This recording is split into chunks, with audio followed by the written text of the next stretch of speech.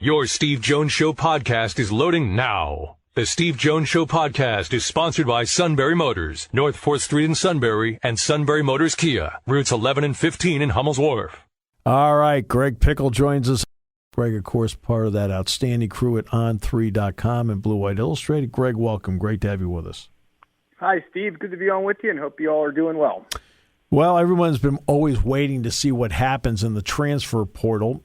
Penn State already has an offensive lineman. Again, I'm still in the mode of they who cannot be named out by me until they actually get here. All these rules have been flushed down the drain, and I still have to follow these things, but I got to follow the rules. And then, of course, they were able to get to Maryland. Tell us a little bit about this one.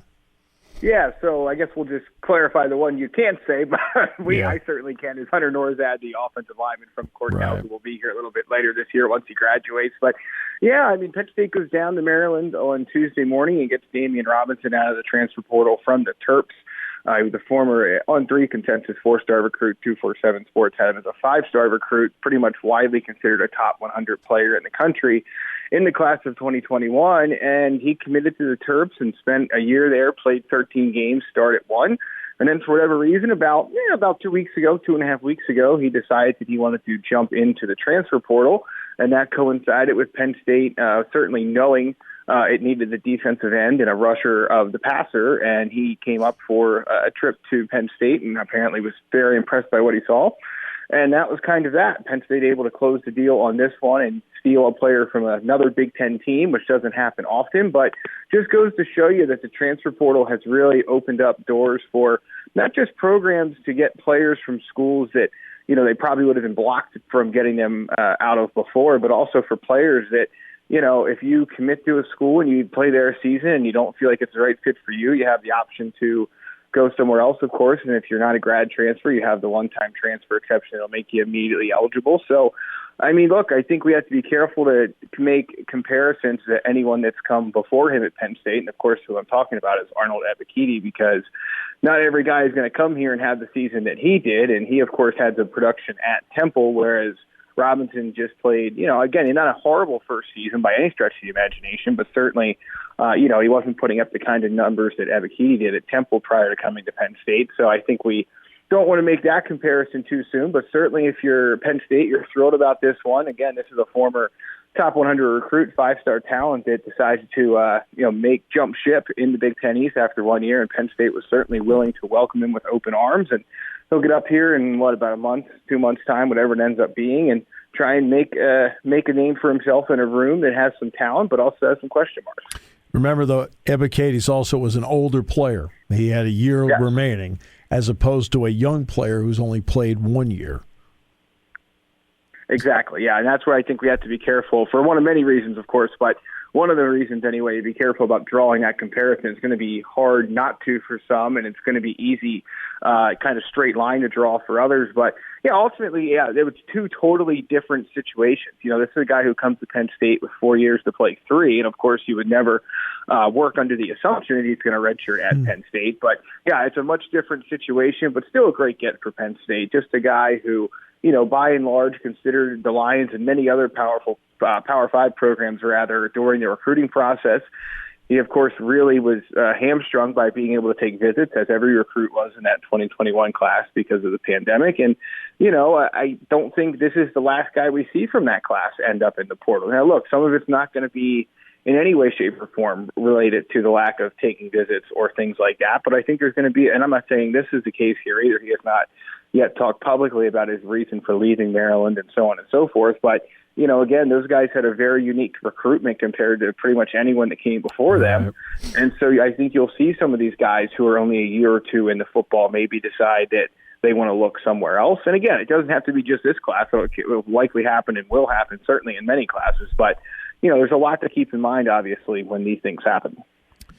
So in the limited time you've been able to see some practice and then, of course, talk and listen to James after the Wednesday practices, what's the read you have so far?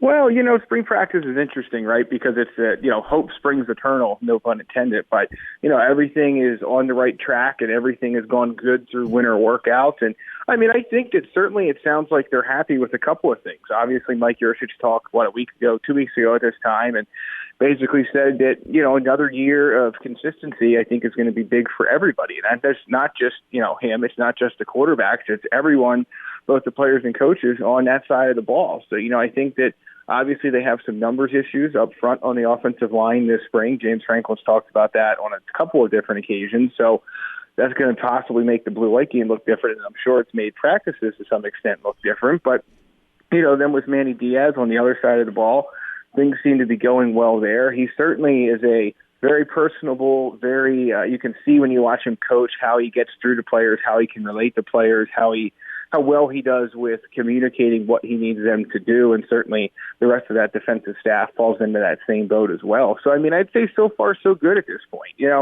Obviously last spring, once spring ball was over, there were some things that happened away from the field or whatever that, Penn State is in a better place now with, and I'm talking about Adisa Isaac and Sal Wormley both being back in action after missing last season. But, of course, you just never know what's around the corner either. So time will tell. But, yeah, I mean, you hate to put too much stock into spring practice, right? Because ultimately it's fundamentals and it's getting guys going again and introducing some guys to some things. But we've heard good news about Nick Singleton and Kaytron Allen and the quarterbacks and so on and so forth. Zane Durant, the list can go on and on. So, you're not expecting to hear any bad news at this time, and if you do, that's obviously not a good sign. So I think if you're a Penn State fan, you should be pretty pleased about where things stand. There's progress being made, and more importantly, there's not really anything bad coming out that we know about so far.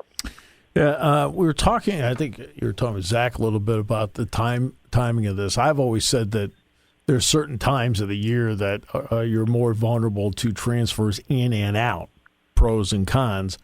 One of them is coming up, and that is at the end of the spring semester. Is that about how you look at it as well? Yeah, I think so. I mean, it's interesting, though. It feels like we know so much about the transfer portal, but it's only been around now for a couple of years, 2 years. So yeah. I think we'll learn more information about it with each passing year. And, I mean, at this point, yeah, I would say that's the case. But, ultimately, if a guy is going to be able to help you, even if he arrives closer to fall camp than you'd prefer, you're not going to say no to that. And I think there's been some examples of that across the country where guys make decisions late. Now, I do believe, I don't have it in front of me, but I do believe there's a deadline of some sort where you at least need to be in the portal to be able to play in the upcoming season. But, yeah, I think that's the ideal timeline, Steve. But certainly I think when you look at all of the needs across college football, whether it's because of injury or whether it's because of medical retirement or whether it's just because of development, guys not developing as fast as you like, if you think you can find someone that can help you, even if it's late June or early July, and you have a chance to make that happen, you're going to try and do it. So, yeah, I think that's the ideal timeline. But really, I think what we're learning about the portal is that nothing would be real surprising anymore about what these guys will do, what programs will do, rather, to get a leg up or to make any kind of hole filled on the roster. It's interesting you say that because this is a basketball example from years ago. But the number one recruit in the country that everybody had to have was a guy by the name of O.J. Mayo. And eventually Mayo ended up being a first-round pick in the NBA. You want to know when he let USC know he was coming? The night before the first class began. And they hadn't talked to him in months. He just called up, said, "I'll be there tomorrow." Who? What? Right. So you don't know how some of these things work. Right. No, it's a great example. Yeah, it's a great example. Again, if you can make it work and you can get it to pass muster, you're going to do it. It's obviously a situation where some programs might go to greater lengths than others, but yeah, there's no question that if you can find a way to improve your team within the rules, and even if it's, again, not necessarily in the ideal timeline, you're certainly going to try and do everything you can to do it. What's it been like for you putting together the position-by-position breakdowns that you've been doing on On3? Yeah, I mean, I think the interesting thing is that we've heard a lot about some players and not as much about others, and there's always, there's sometimes red flags thrown without even realizing that that's what's going on. And what I mean by that is you might not include a guy in this or mention a guy as much in that, and it draws questions of, well, why isn't player X improving like this, or why isn't player Y involved like that? And then the reality of it is, I mean, it's the nature of spring, quite frankly. I mean, you're going to hear more about some guys, and some guys are going to pop out more than others, but it doesn't mean there's not the ones who aren't mentioned as much doing as much work behind the scenes to take the steps forward that they need to, both for their own careers and the team. You know, when you talk about a guy, well, really two guys who have been mentioned a lot. I mean, I think we've heard a ton so far about Nick Singleton, the running back, Gatorade National Player of the Year, and also Zane Durant, the defensive tackle. And that doesn't mean that Kevon Lee or Keziah Holmes or Keziah Izzard or Devon Ellies, you know, it doesn't mean these guys aren't having good springs. It's just that, you know, when these press conferences are, you know, 10 to 15 minutes long, you can only cover so much ground. Yeah. So that's probably the one thing I would say is that it's a balancing act between pointing out and highlighting the guys who have been highlighted while not glossing over and maybe minimizing the ones that are still out there doing the work that needs to be done for this Penn State team to be its best self in 2022. Look, sometimes you fly through something. I sent Jack Ham an email on Sunday about, okay, you know, this is what's going on at the positions. And I forgot to include a player who's been having a really good spring and is going to play. And it's like, I just forgot him. Just because you're going through mentioning a whole bunch of names. Sometimes that happens. What about him? What about him? Yep, and you can go round and round the circle with that, no question about it. I mean, sometimes you just you're throwing a bunch of names, you're concentrating on a few names, just forget to put one in. And everybody goes, what happened to him? Nothing. Calm down. Right. He's still there and still working forward. That's right. What's it like for you dealing with either message boards or Twitter? And how do you deal with it? You know, I think most of it is compartmentalizing, right? I mean, I think for the most part, you're going to run into, and you know this, anyone that's on these platforms knows, that you're going to run into some negativity. No, right. Don't say you know, because I don't. Right. Well, you know, you're going to run into some negativity, but I think you have to keep in mind that, no doubt about it. Yeah, I imagine you are, even without being on those platforms. But no, I mean, I enjoy it. I think that the key for all of us is all of us that do this anyway, is interacting with the people who have a passion for this program, because their passion fuels what we do and vice versa. So, you know, I enjoy it. I think that, again, you're going to run into some instances of just things that you read and it kind of blows you away. You can't believe it. But I would say that they are the ones that are talked about the most, but far outnumbered by the more positive interactions you have with people. So that's not the case for everyone. Look, you know, if you ever take a look at James Franklin's mentions, it's maybe a little bit skewed depending on win or loss. But, yeah, ultimately I just think it's about, you know, compartmentalizing and going from there. The negative stuff doesn't in the least bother me, and here's the reason why. Okay? The last thing I want is apathy. Right. That's exactly. The worst thing for anyone. Okay? Yep. If they are mad, right, you don't want to become one of the really neat sports. Hey, they won. That's really neat. Oh, they lost. That's too bad.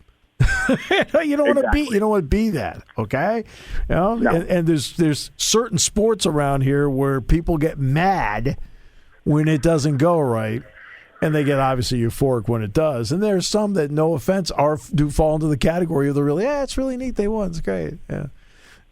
So, all right. I always find that an interesting question, especially in this Twitter world and message board world. That's, you know, but again, I'd rather have the passion, because that's 100% better than apathy.